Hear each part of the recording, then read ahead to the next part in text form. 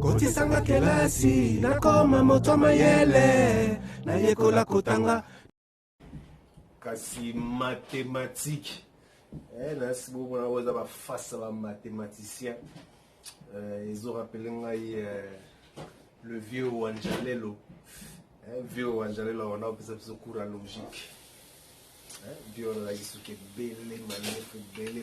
pembe veut na cadre ga ya ba sointété to kata mandefu me tellement que ba formule mathématique la formule mathématique est mingi y a non voilà ce qui est grandir lolo quoi parce que au début de 2022 kotaki 2023 pe kala mingité tu na zana biso wana mathématique veut dire na tableau noir tableau noir wana c'est quand on pense on va former il y a mike ya pas cité parce que mathématiques tant que kota biso na mutu et panza bazo na bongo et permettre la réflexion qui na mbango veut dire sur le calcul mental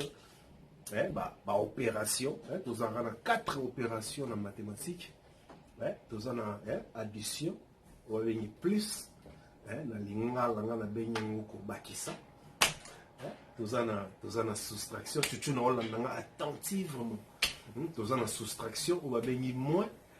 nga benga ngoko longola tous en a division ou ba bengi division division tu veux signer division go diviser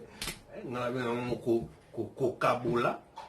mais c'est comment si ko place linga le pesa vraiment kokoso parce que ko kabola ils appellent ko partager est-ce qu'on diviser place nos arabes vraiment besoin ya tsene mongaba pour tout éclaircir côté on attend les bouquets na on a vraiment mathématiques après division tout ça la multiplication les alliés to continuer